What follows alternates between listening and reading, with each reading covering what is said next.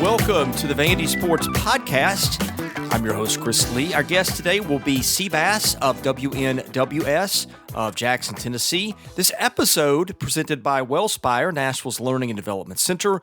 Wellspire offers personal and professional development opportunities in a beautiful facility in the Gulch neighborhood. Stop by for an event with world-renowned speakers or host an off-site event that will wow your team or your clients. We also thank our title co-sponsor, the Well Coffee House, which turns coffee into water and has a mission to bring clean water to the world.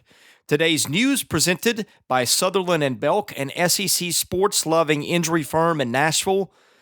Sutherland & Belk will shoot you straight on your rights and options when you've been injured in an accident. Call them at 615-846-6200 to get your questions answered. You can visit them online at sbinjurylaw.com. Vanderbilt and Georgia open their respective seasons on Saturday night at Vanderbilt Stadium. Kickoff time for that one, 6:39 Central. You can see the game on the SEC Network. The guest line presented by Boll & Branch, started by Vanderbilt graduates Scott and Missy Tannen. I sleep on Boll & Branch sheets every night and would not trade them for anything. They are fair trade certified. That means they're made under safe conditions by men and women, treated and paid fairly. Try them for a month. You can return them for free, but you'll not want to. Once you get the sheets, try the mattress. That was voted best mattress of 2018. Go to bollandbranch.com. That is spelled B-O-L-L. Enter the promo code Vandy. Get $50 off your first set of sheets. Seabass joins us from WNWS in Jackson, Tennessee. My friend, welcome to the show. Hope you are feeling okay. Gosh, Chris, thanks for having me, man. Yeah, I feel great, man. We are, what are we doing? Now, let's see here. We are, well, you know what, Chris? We are 75 hours and 1 minute away from kickoff. Thank God. You're looking at it all wrong. You're trying to get this thing over with. I'm ready to get it started. At this point, I don't know what I'm more excited about, is starting the season or getting the preseason over with. Well, all I know is think about it like this, okay? Remember on, Chris, what's that movie with Eddie Murphy? The Nutty Professor. You remember when Grandma Clump, she said, you get all that built up for 35 years, just wanting and wanting and wanting, and you get all that built up. And I just think about all that pent-up writer's ability that you've got, just been waiting to ooze stories all over the keyboard. That's going to happen in about 3 days. You're going to have so much to write about. You're going to have to hire a couple new hands just to write all the articles and opinions from what you've seen. That's just the pep talk I needed. I can spin a yarn every now and then. Yes, you can. What's on your mind? What is on my mind?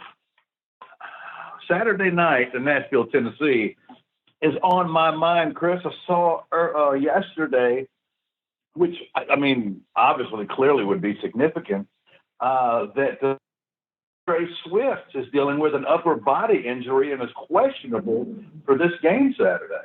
How big a difference does that make? Yeah, supposedly injuries don't get out at Georgia, but there was one heck of a detailed injury report online if you would like to Google that. So, and that was on there for sure. Yeah, so, I mean, what do you think? I mean, because I think that would be significant. And even if he plays now, you got to think, I mean, he'd be limited. Yeah, I mean, I don't think you lose your best skill player. I guess you could debate it's him or Fromm, but he's the one that made All-American teams and not feel it. Now, I had Anthony Dasher on our site yesterday, asked him about injuries. He didn't think there was anything much to it, but I think that Swift has missed some time in practice this week, so who knows? I mean, it's all smoke and mirrors with these injury things, you know? As we know, whoever is in the backfield at that time, they're going to be lining up and running behind. I mean, arguably, Chris, the number one offensive line in America. So whoever's back there should have success. But DeAndre, I'll put it to you like this, Chris, and you may think this is a stretch, and maybe I'm wrong and maybe I'm right, but it's just what my analytical eyes told me. 2 years ago, when Nick Chubb and Sony Michel were at Georgia and DeAndre Swift was a freshman from Pennsylvania, I thought he was the most talented running back in that rotation. Well, that's saying something since those other two were starting backs in the NFL and pretty good ones too. No doubt about it. And I know that is a kind of a lofty statement, completely unprovable. But I mean, I just felt like as talented as both of those guys are, I just think that a healthy, plugged-in DeAndre Swift is a whole bunch to stop. And I'm envisioning our defense trying to do that against that offensive line. So if he's even limited, it's a big deal. Well, on the other hand, Georgia, if any team has depth at running back, they're usually one of the top 2 or 3 in the country at that. By the way, I did not realize Brian Harrion was still there. He's on like his 9th year now? Isn't that funny how sometimes you find a cat like that on some team, sometimes it's your team, that it seems like they played there for 47 years? Yeah, I saw his name come up when Anthony was answering my questions that I'd asked him in the piece we ran this morning. And I like, that just struck me like a thunderbolt. Like, I didn't even realize that guy was still there. I thought he'd been gone like a couple of years now. There's a guy on our team who it just feels to me like he's been here for 200 years. And that's Austin Quillen. Yeah. I feel like he's been on this team since 1986. Yeah. I feel like he was on this team when I was in high school, man. Yeah, but which is a good thing. Love you, Austin. Good job, buddy. But I knew that he was, but you're right. It does seem like he's been on there forever. Austin Quillen somehow managed not to appear on the depth chart we got yesterday, although they've got just about everybody but student managers on there. Yeah, you know what? You can take that depth chart and throw it in the Indian Ocean. Who can make anything out of what that thing is? I'll just say this. At the media luncheon yesterday, that thing was good for a lot of laughs. It's like you're sitting there, Chris. I know you're sitting there at that media luncheon because I can picture the room right now. You guys are sitting there and you're looking around and you're waiting for Ashton to come around the corner. I don't get it. You don't get it? No. Man, come on. Chris Punk. Remember the Oh, Punk, yes. Very well played. There he is. This is the big guy. Yeah, you're looking around for Ashton. You think you've been punked. I saw that, and of course, first thing I did was text you. I was like, am I reading this right? I know you had to be the same way. Do you know what my favorite part of the depth chart is? The U position. What I is your favorite part? actually Googled the U position, and I did not turn up anything. Did you say the U's? U. In other words, okay, they had wide receiver, tight end, and then U. And under U is listed Gavin Schoenwald as the first team U, and Ben Bresnahan is the second team U. Are they listed as tight ends as well? No, they're listed as U. What is a U? I don't know. I mean, utility? Are they having a punt, pass, and kick? Calm down. Yeah. No, I got it. Here it is. It stands for U-boat captain. I've put the pieces U-boat together. captain. Yeah, like the submarines in World War II. Well, I know what it is. Yeah. I figured it out. The secrecy around the stadium, the depth chart, they're going to build a moat around the stadium, and they're going to have Gavin Schoenwald driving the U-boat around and seeking out Georgia guys to destroy. He just snapped like a twig right here on the podcast. Right. I can only take so much. Well, for whatever it is that a U does it strike you? Well, I don't know how you feel if you don't know what it is, to see Gavin ahead of Ben in the depth chart. Yeah, whatever the U is, between Gavin Schoenwald and Ben Bresnahan and what little we got to see, Ben was getting more reps at the U position, whatever that may be, than Gavin was. Some of the things on the depth chart were what they're supposed to be, but some I just kind of got some people off guard, especially that are contrary to what we've heard so far. And I don't even know where we begin, Chris, with obviously the critical and most important position and biggest question of all, that being the quarterback position. We think we know one thing, you read something else here, and I'm trying to find out just exactly where we are. I mean, I get it. Well, I'll know in 75 hours, and that's fine, but it's a little bit strange. I'm not used to this. I'm not used to dealing with this. Here's the question that needs to be asked. What is the purpose of a depth chart? Is it to inform the people who cover you and help them in their job? Is it to help shed insight on the team to fans? Or is it just a propaganda piece to try to mislead? I think you know the answer too, but look, I guess at the end of the day, it really doesn't matter who's guessing. As long as George is guessing in 75 hours from now. But some of the stuff I don't really get, but that's okay. Here's one thing I know. There's definitely a reason. I ain't doing some of the stuff they're doing for absolutely no ever. He's got an idea in mind, and I'm going to trust it. I've had so much fun with it. I envision the depth chart coming out and there being some intern in some corner of the football offices at Georgia that sees this thing come out, and he rushes and he prints it out and he snags a copy and he sprints down the hall and he interrupts Kirby Smart's coaches meeting, says, guys, scrap everything. This thing's come out and we're screwed, man. We didn't plan for any of this. It's almost comical. Said, let's stop this meeting, guys. I've got my sources say that Eddie's interner is now starting at quarterback for Vanderbilt. Hey, I'm pretty sure Coach Mason's not the first to mess around with folks on a roster and a depth chart as we go into the first game of the season. It's all warfare of some kind. These guys, he's up to something. Coach, what are you up to? I guess we'll see. Let's move ahead. What would you like to discuss? Start with the little stuff. I mean, not little stuff, but what our game day experience, the difference, what it's going to be, what we're expecting. Of course, the conversation of what the stadium breakdown is going to be, which I think we all know what's going down there. But then finally, the game itself, where you at?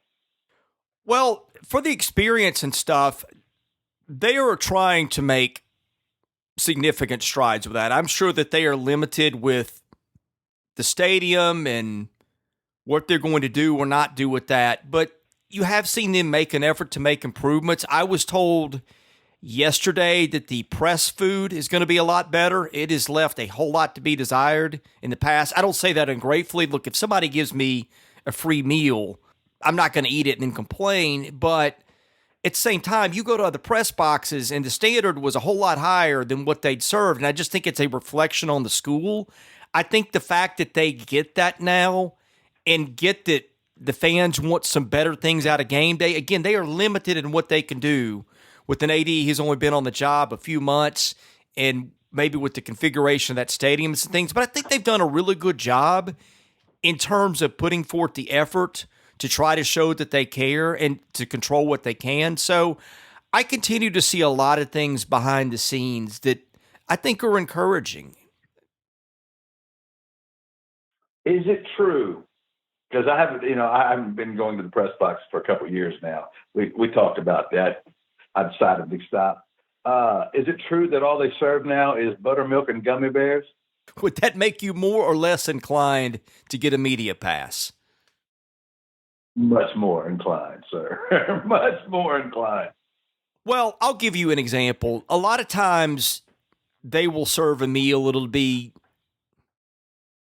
Chick-fil-A sandwiches or something, which I like Chick-fil-A, that's sometimes a couple hours old. And a lot of times you will go to other SEC press boxes, and a lot of times the spread on game days looks like Thanksgiving dinner. And the fact that they are, I think, more concerned with that, I think is a sign of the times. I'm with Chris on this, y'all. I think the little things, just like what you're talking about, I 100% agree with that message. So there's that. Ultimately, like if they get destroyed and they don't have a good season, people are going to care less about that, but you can only control the parts that you can control. Understood and agreed. What next? You only answered one part of the question. Oh, I'm sorry. You mean I did forget to address the game. I don't know. The offensive line is a concern. You have a new starter at quarterback. I think they're going to be okay there, but first game, who knows? Are there jitters? What I'll be interested to see is, look, when you're coming out, you're playing the number 3 team in America, and you feel like you got a good team, and you got 3 surefire NFL players who turned down the top opportunity to go to the league, come back, and they did it for a reason. And there's a lot of folks who think this team is more than capable of winning 6, 7 games. My question is, do you come out there and you just throw the sink? And I know, look, you're going to have a brand new starter quarterback. I get that. But do you just go right in, just boom? You're the aggressor. Just to the wall, and see where you're at. Chips fall where they may, or you let the game dictate what you're going to do. Do you ease into things? Do you get your guy going? Because, I know fans logically, they want to get it going. I think that might be the way to go. Chris, we'll see. Georgia lost quite a few starters on defense. We'll see about the defense. I go right at them, Chris. I do immediately with the play calling. I get aggressive with them. I set the tone for that football game right then and there. I tend to agree with you. Now, I think that you have to be careful because like a ton of plays on a hot night and a humid night tends to favor Georgia. But on the other hand, I think that when you do that and you are the aggressor, I think that sends a message of confidence to your team that playing conservatively does not. So I tend to agree with you. Yeah, and I think that's when this team will play its best. I know there was something that used to frustrate you a lot when Kyle Shermer was here. Even though he wasn't the most mobile cat, he was successful in up-tempo offense, and you and we had success there, and you kind of felt like they tended to go away from it. The more success they had, the more they went away from it. That's kind of my approach with this, with tempo here, right out of the gate, and send that message, because that's what it is all about. It's about making those kids believe that they can hang with the number 3 team in America. Look, emotion and fog machines and hype-up music and bouncing around is wonderful, but that will not get you through 4 quarters against a team like Georgia. But, man, when you get out there and you see that your coaches are putting a game plan together and calling it, saying, we believe that you can get this done.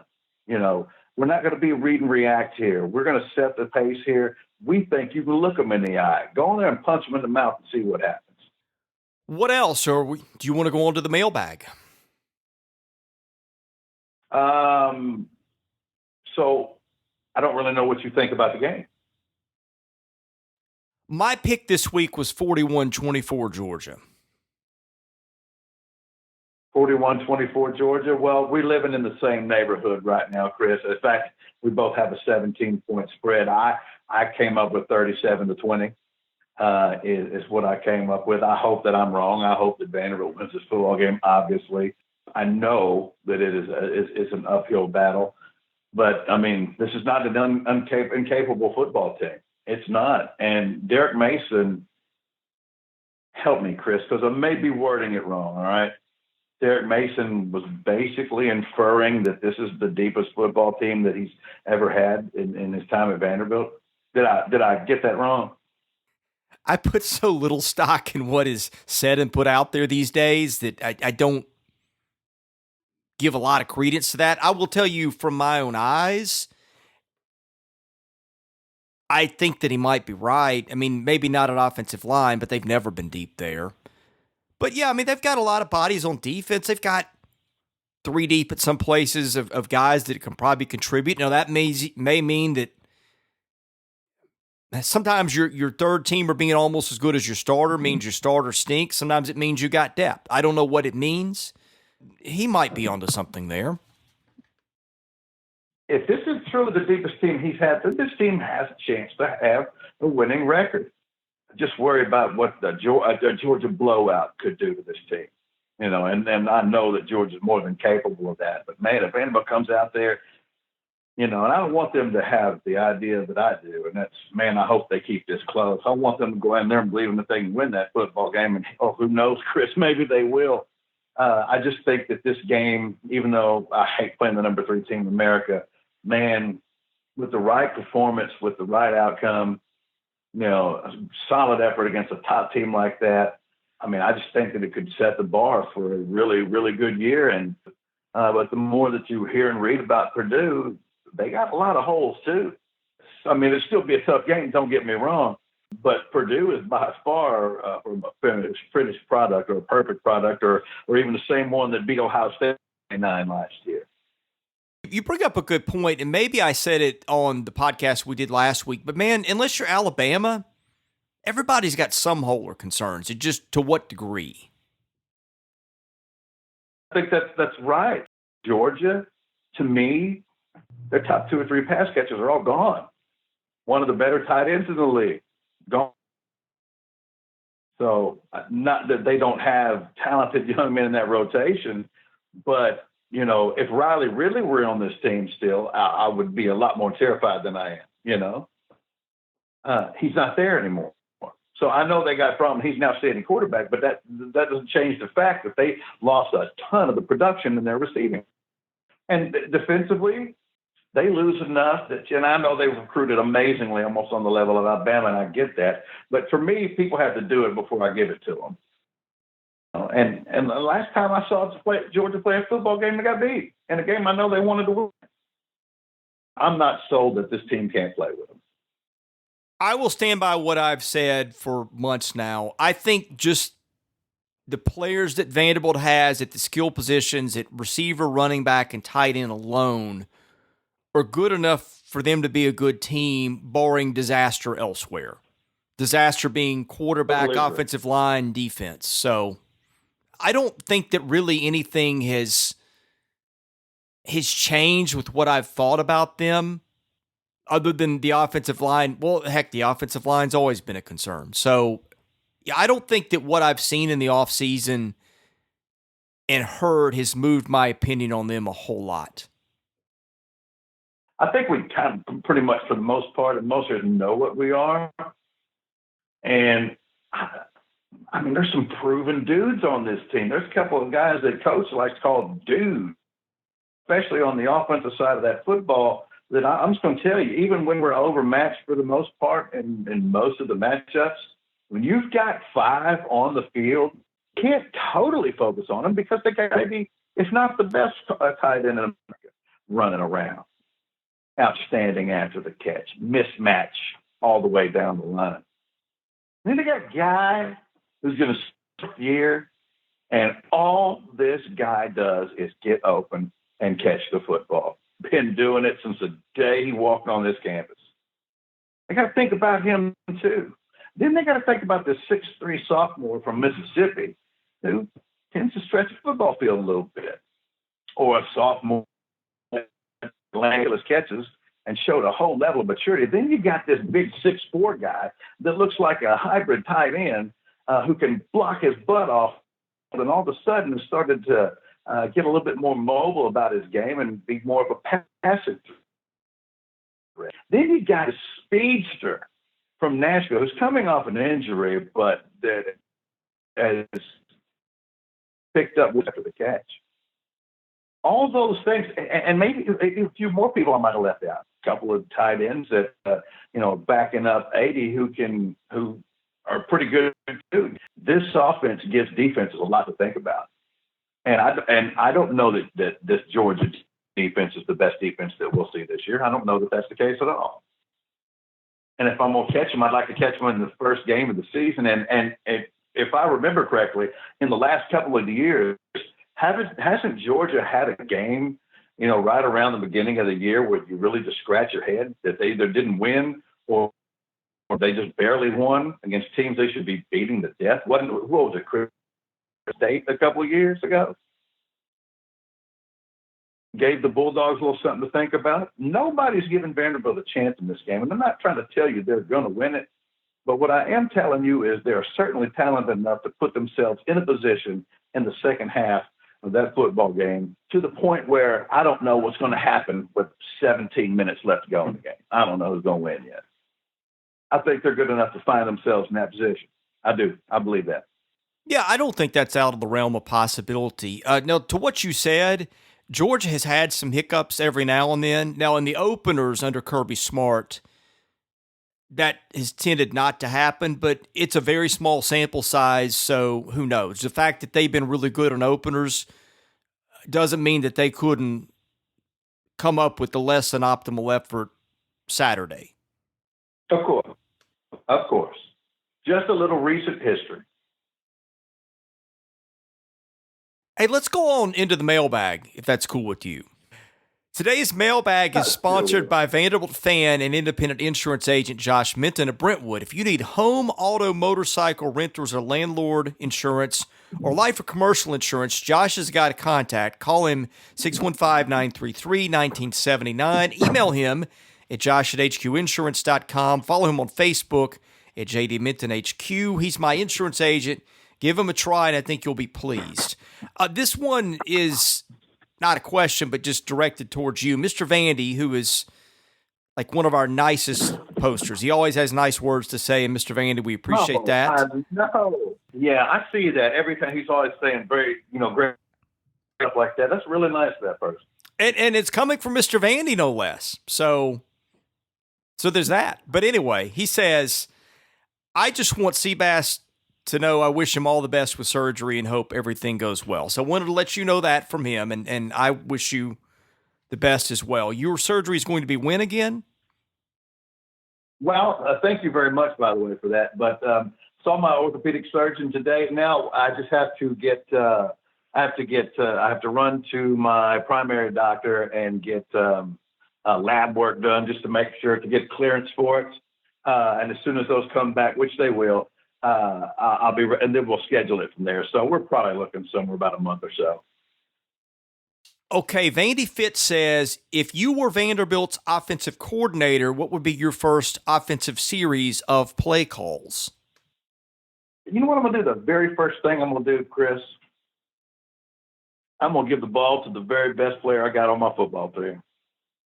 May not sound sexy, but I'm going off tackle. I'm going to see if I can get some ball. Then I'm gonna find Jared Pinkney on second down. Down and distance. I'm going Jared Pinkney. I'm gonna say I find myself sitting somewhere about. I'm gonna give the ball to Keyshawn Vaughn. I'm gonna trust that guy right there to get me those yardage.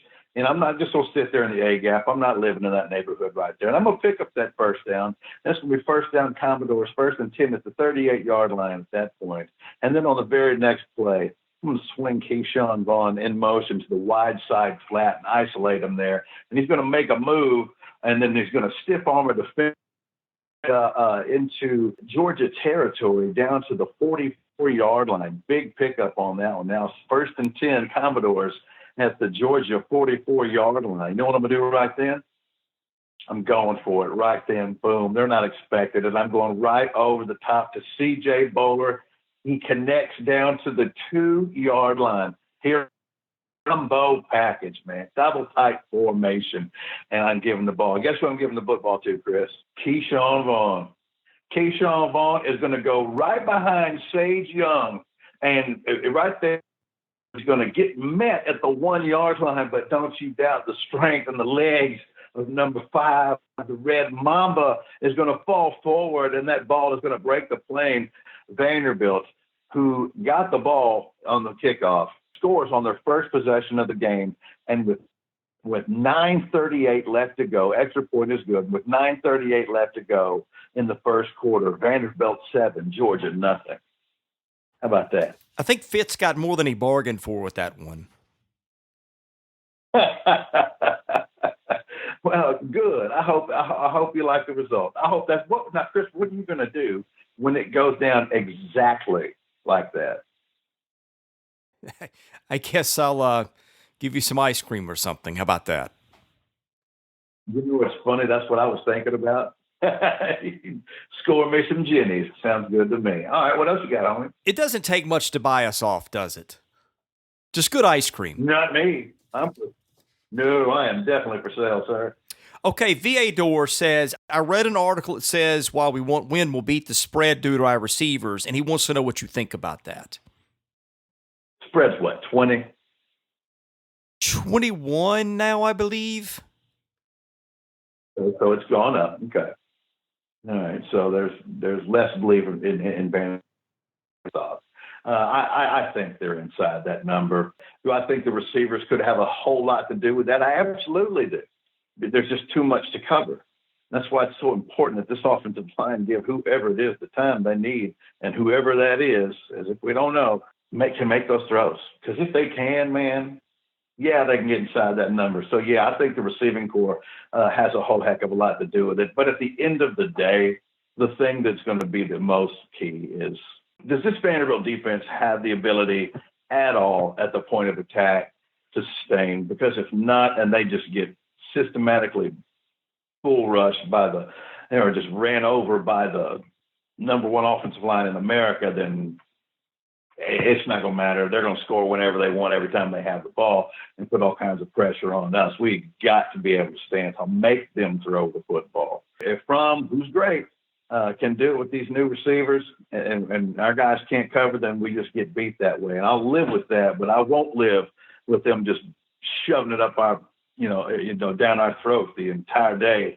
That's going to have a major effect. There's where we will or won't cover the point spread. It's on that side of the football. Offensively, yeah, we can score. We can score. It's a 21-point spread. I think this team can score 17, 20 points.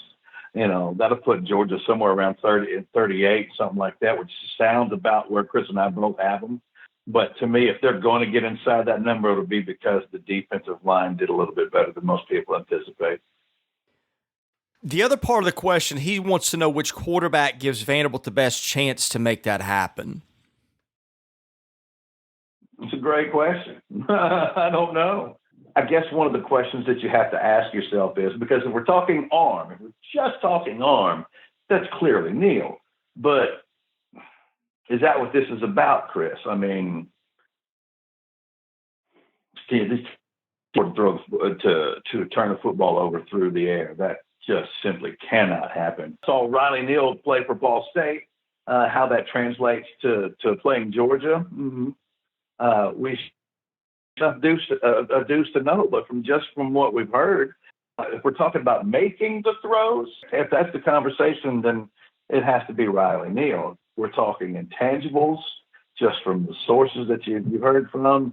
It's Deuce Wallace. I guess it's all about situation, but if it comes down to what player can make the throw over the other, then I guess you have to go with Riley Neal. It's a hard question to answer because we ain't got a chance to see him. We're out of questions. Anything else before we end the podcast today? If you could have right now, because everybody's talking about him and I just don't know why, but if you could have right now a Chick-fil-A sandwich or a Popeye's chicken sandwich, which one would it be? I've never had Popeyes, so I don't know. I'm going to tell you, Holmes, that Popeye's chicken sandwich is fire. I heard it described like this. It's not made with your figure in mind. Hey, what fast food is?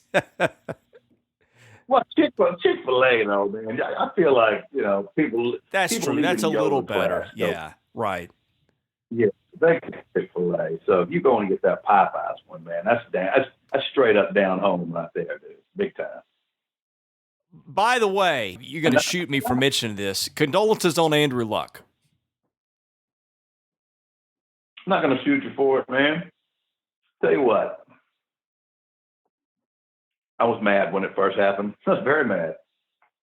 I didn't burn either one of my Luck jerseys, by the way. But you can make of it what you want. You can believe it's coming from a certain place if you want to. That's all right. Is this team better than they were with 12? No. Is this team as good as they were with 12? No. Are they less of a team without him? Yes. But this team is still more than capable of winning this division with Jacoby Brissett as a starting quarterback. We were having a fantasy football draft when he retired. That broke, and the injury to who's the Texans running back?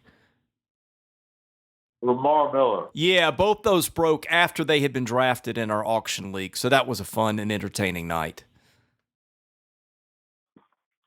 Now, look, I will say this. If you're talking about fantasy football, yes, every Colts value gets lessened, I think. However, that doesn't mean that they can't move the football. And if you want to use Jacoby Brissett's time as a starting quarterback for the Colts in 2017 as a barometer, I think that's a big, fat mistake. And the reason for that, for me saying that, is if you'll remember, in 2017, that offensive line gave up more sacks than any other offensive line in the NFL. They completely revamped it in 2018, and last year they gave up the fewest sacks in the NFL. Now, Brissett tends to hold the ball a little bit longer, but you also have to remember that not only he has a stable running back in Marlon Mack, not only that, you're talking about T.Y. Hilton, Devin Funchess, who's been amazing in camp. He's been banged up last week or so, but he's been amazing. You add Paris Campbell and the speed that he brings to the game, and Deion Kane, who's been a top 5 receiver in preseason this year, who sat out last year with an ACL. He was on that Clemson team that was so good 2 years ago. And he's got weapons all around him. And let's not forget, defensively, they were a top 10 defense last year, and they've added Justin Houston to the equation. So, I mean, for everybody that thinks that this team's just about to completely collapse because Andrew retired, I think you're going to find that that's completely not the case. The product that I saw Sunday night in Nashville doesn't strike fear into anyone. I don't fear your quarterback rotation at all, nor should I. The Texans. I mean, what are we doing here? Is Duke Johnson now a 3-down back? You know, broke up Jay Ajayi, you bring him in. Your offensive line, I know you addressed it. For a guy you took in the first round, has been banged up. There's hoping he can come back. Trying to trade you Davian Clowney. You think I'm really? And I got the Jacksonville Jaguars. Who are you? You've spent all your money on free agents trying to put that defense together, and it can help you. There's no doubt they've got some dogs there. They really do. But that's coming home to roost. Maybe Nick Foles is what he's been at times, and maybe he's not. And it's a lot different playing behind Philadelphia's offensive line, who's as good as there is in the NFL, and Jacksonville's offensive line. And your proven running back in Jacksonville is who? Go ahead. I dare you to say Leonard Fournette. This division is absolutely wide open, and with or without Andrew Luck, the Indianapolis Colts are absolutely more than capable of still winning this division. Now, is the Super Bowl out? Yeah, I promise so. But you're fooling yourself if you think they are not contenders to win the South right now. All I know is my Titans will find a way to lose twice to them with Andrew Luck or Jacoby Brissett or me or you at quarterback, and the Titans will probably end up 8-8 as always. So there's my excitement for the NFL. And don't get me wrong. Believe me, I know that it's preseason, but that offensive line just looks absolutely awful right now. And you don't have the stability at quarterback to even come close to withstanding that. I was so excited a couple of years ago when they changed management, and I'm just starting to wonder if it's just not more the same. Except instead of really bad, they'll just be mediocre. I don't know. I like John Robbins. I do. I do too, but I will say this too. It doesn't seem to me like they are taking a big step up. This should be that year if there were. I mean, I like the additions that they've made, and I don't look personnel-wise. I like some of the drafting that's been going on over the last couple of years. Some of the free agents. I like bringing in Adam Humphries. I think that's a solid move. I'll tell you one thing. Now, he got beat to death on Sunday night on that safety, but you know what they need? They really need Roger Saffold to play like an experienced veteran. You know what I mean? Especially with Kelly having to play early because of the suspension, the 4-game suspension to Taylor Lewan. You know, if that offensive line doesn't piece it together, they're finished.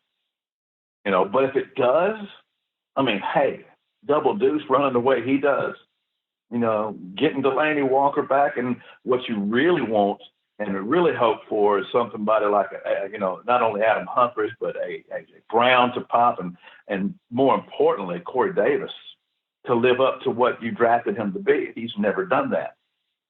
You know, I mean, for 2, 3, 4 different reasons, but they need him to be that guy because he has that skill set. He has it, because you either do or you don't, and he has it, but it hasn't come together yet. If that does, you know, hey, then we're talking a different discussion. Then the Titans become one of the favorites there. Well, whatever happens, we will have football to talk about this time next week, and it won't be a moment too soon. And between now and then, of course, you talk plenty of football on your show. Tell people where they can find you on Twitter as well. Okay, you can find me on Twitter at Cheap Seats Bass. That's at Cheap Seats Bass. 101.5 FM in Jackson, Tennessee, and online at WNWS.com. Now, Chris, 2 things before I get out of here. One, do you happen to know, if you have a schedule in front of you, what time the LSU game is? I do not. Sorry. Okay, and I don't mean who LSU play this weekend. I'm talking about the Vanderbilt LSU game.